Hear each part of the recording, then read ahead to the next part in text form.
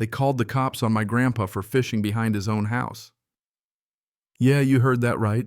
One minute he's tossing his line into the lake like he's done every Sunday for decades. And the next thing you know, our HOA president is out there on the warpath dialing 911 like she just caught him running an illegal casino on his own lawn. If you've ever wondered how absurd HOA power trips can get, buckle up. This one starts with a fishing rod and ends with a showdown that turned our peaceful street into a legal battleground. It was a morning like any other, cool and clear sun just coming up over the lake. Grandpa Art, my granddad, a retired engineer with a stubborn streak and a love for quiet, had been fishing out there since 2003. Never bothered anybody, always picked up after himself, always respected the rules. I'm Tyler, his grandson, and that Sunday I was inside messing with a database on my laptop, not thinking I'd have to play neighborhood mediator. That's when I heard her voice, Debbie Jenkins, the HOA president, coming across our backyard, like she owned the whole zip code, her voice ringing out with that special brand of condescension only certain folks seem to master. She wasn't just the HOA president, she was a walking set of bylaws, mid-50s, not a hair out of place, acting like every lawn ornament was a personal affront. "Sir, you need to stop fishing immediately and leave this area," she said, like she was about to write Grandpa a citation for breathing. Now, Grandpa doesn't rattle easy. He just turned calm as you please and said, "Ma'am, you must be confused. This is private property. We have all the paperwork." He gestured at the dock at our house at the sign he hand-painted years ago. But Debbie was having none of it. She doubled down, claiming all lakefront land was community property and his fishing was disrupting the peace. She pointed at the sign like it was a loaded weapon. When Grandpa refused to leave, Debbie's face turned about as red as a stop sign. You know the type, rules matter more than people, and a little power goes straight to their head. That's when she called the cops, putting on a performance for the ages about an aggressive trespasser disrupting the neighborhood.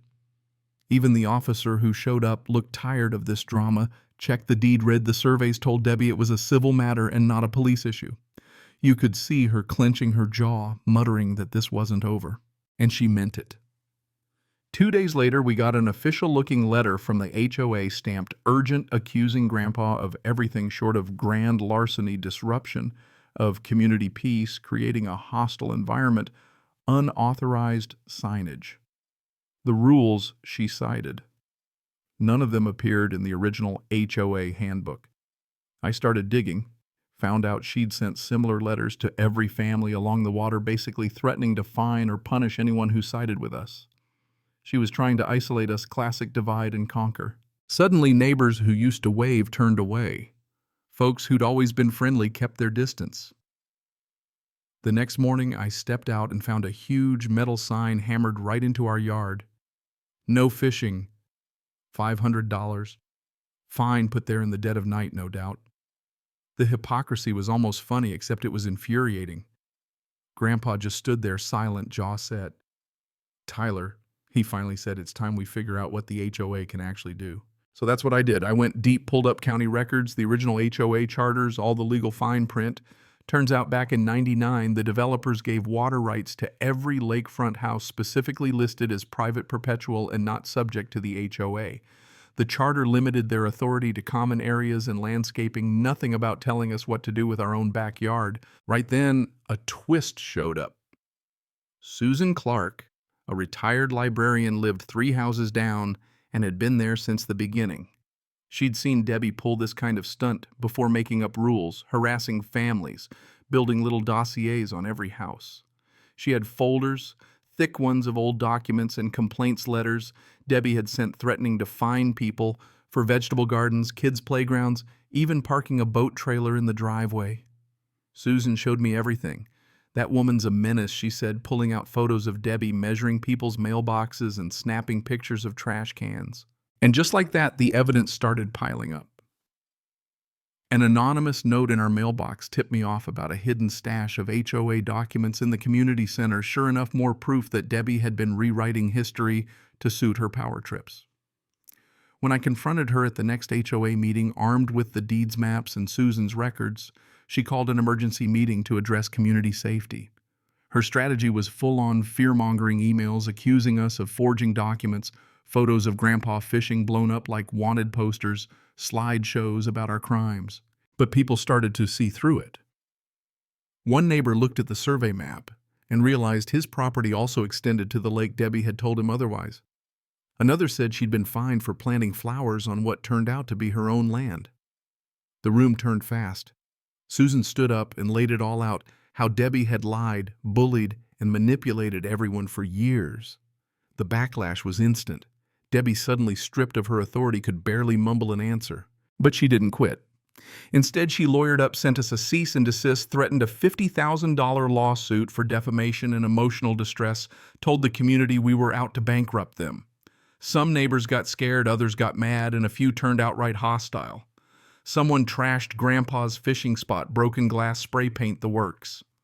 I was furious, but Grandpa just looked tired. Some folks lose themselves chasing power, he said. Forget the real reasons people live together. That's when I went on offense. I found out Debbie had been fired from her old job for the exact same behavior, abusing authority, making people miserable. Better yet, she'd built a deck without HOA approval and was running an illegal business from her house, both actual violations, the kind she accused us of. I wrote her a letter, resign now, and walk away, or I'd tell the whole neighborhood. Debbie, being Debbie, doubled down. She filed the lawsuit. She didn't realize that meant discovery, and discovery meant every one of her actions could be subpoenaed. By then, half the neighborhood was on our side, led by Susan and a few others. We hired a real estate lawyer, James Mitchell, who'd seen every HOA trick in the book. He filed a countersuit not just for us, but for every family Debbie had threatened or fined illegally. Mitchell's strategy was brilliant. At mandatory mediation, he laid it all out. Fraud, harassment, embezzlement, fake regulations, the works. Our offer was simple. We'd allow community access to our shoreline if the HOA paid a yearly fee. Debbie resigned and she issued a public apology. Under the harsh lights of the county courthouse, Debbie caved. 3 hours of consultation later, she agreed. The moment the news broke, neighbors started messaging us, apologizing, sharing relief. Feels like we got our neighborhood back, one wrote. At the next HOA meeting, Debbie looked like she'd aged 10 years, signing her resignation while people watched in silence. The new president, a retired teacher, took over and immediately set about scrapping every fake rule Debbie had ever written. The relief was visible. People smiled again, talked again, trusted again. Grandpa took the annual payment and turned our shoreline into a real gathering place. Stone benches, wildflowers, a sturdy dock, a place for neighbors to fish, picnic, and actually be neighbors. The grand reopening barbecue brought the whole street out, kids running free, old folks trading fishing stories. Even the mailman stopped by for a burger. The best part, Grandpa stood up and reminded everyone, real leadership brings people together. Fear only lasts as long as folks stay silent. For the first time in years, you could feel the weight lift. Toward the end, Debbie showed up. She was smaller somehow, less villain, more cautionary tale.